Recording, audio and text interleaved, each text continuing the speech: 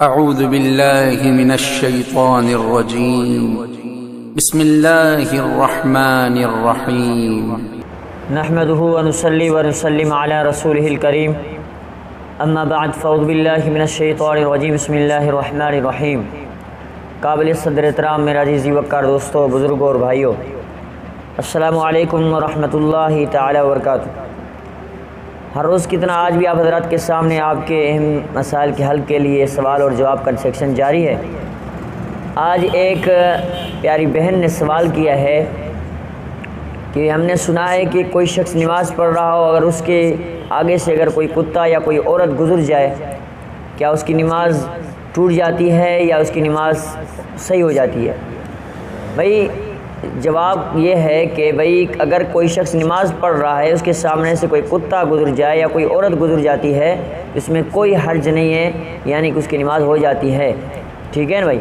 اور ایک سائل نے سوال کیا کہ بھائی اگر بعض مسجدوں میں ایسے ہوا ہے کہ بھائی قالینیں بچھائی جاتی ہیں، بہت موٹی موٹی قالینیں ہوتی ہیں، تو کیا ان موٹی موٹی قالینوں پہ نماز جائز ہوگی، نماز صحیح ہوگی یا نہیں؟ بھائی سوال کا جواب یہ ہے کہ سجدے کے اندر زمین کا بالکل سخت ہونا ضروری ہے، لیکن بعض مسجدوں میں جو قالین ہوتے ہیں وہ سخت ہوتے ہیں، ان پہ پڑھنا جائز ہے۔ ہاں اگر ایسی قالین ہو جو لچکدار ہے، بالکل نرم ہے، جس پہ سر ٹکتا نہیں اندر چلا جاتا ہے، تو ایسی قالین پہ جو ہے نا نماز پڑھنا جائز نہیں ہے۔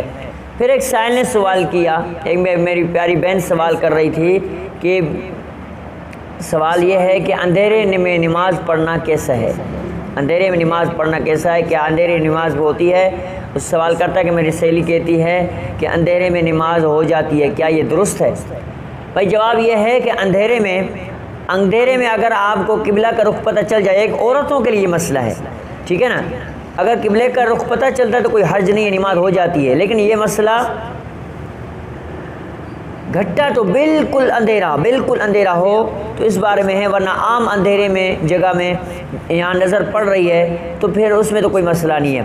لیکن عورت کے لیے روشنی سے زیادہ اندھیرے میں نماز پڑھنا بہتر ہے کہ یہاں اس کا سارا پردہ ہو جاتی ہے۔ پھر سائل نے سوال کرتا ہے کہ آپ نے کل جو مسئلہ بیان کیا کہ سامنے سے کوئی چیز ہو یا پھر ایسے سامان وغیرہ پڑے ہوں تو وہاں نماز نہیں ہوتی ہے۔ ہمیں تھوڑا سا جو ہے اس بات مسئلے پہ جب سے میں نے سنا ہے بہت پریشان ہوں کہ ہمارا گھر بھی چھوٹا ہے، اگر ہم ایسے حالت میں نماز نہیں پڑھیں تو ہم کہاں جائیں؟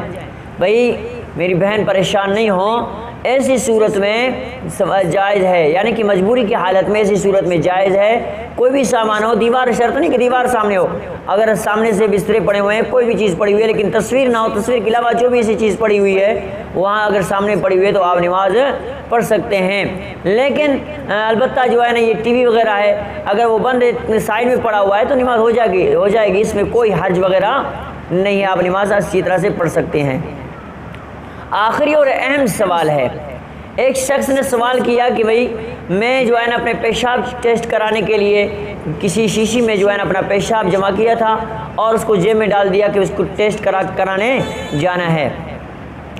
اب میں بھول گیا کہ میرے جیب میں پیشاب پڑا ہوا ہے اور میں جا کے وضو کر کے نماز جماعت میں کھڑا ہو کر نماز پڑھ لیا، کیا میری نماز ہو جائے گی یا نہیں؟ بھائی سائل آپ کا جواب یہ ہے کہ آپ کی نماز بالکل نہیں ہوگی، آپ کی نماز بالکل نہیں ہوگی، کیونکہ آپ کا جو نجاست والا پیشاب ہے نا وہ اپنے معدن سے نکلا ہوا ہے۔ جب اپنے معدن سے، یعنی کہ معدن اس کو کہتے ہیں، اس جگہ کو کہتے ہیں جہاں پیشاب بنتا ہے، یعنی جہاں شراب بنتی ہے۔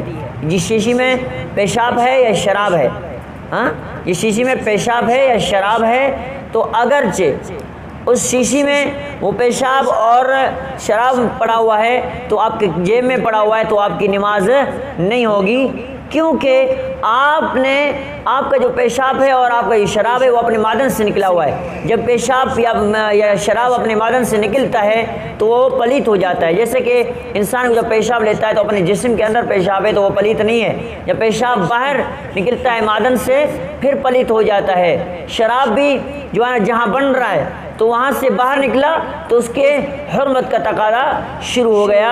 اب جیب میں پڑا ہوا ہے تو اس کی نماز نہیں ہوگی، وہ اپنے نماز کو دوبارہ لوٹانا پڑے گا، ہر حال میں اس کو دوبارہ اعادہ کرنا پڑے گا نماز کا، یعنی کہ وہ شیشی کو باہر پھینک دے، پھر وضو کر کے دوبارہ سے نماز پڑھے، پھر اس کی نماز ہو جائے گی.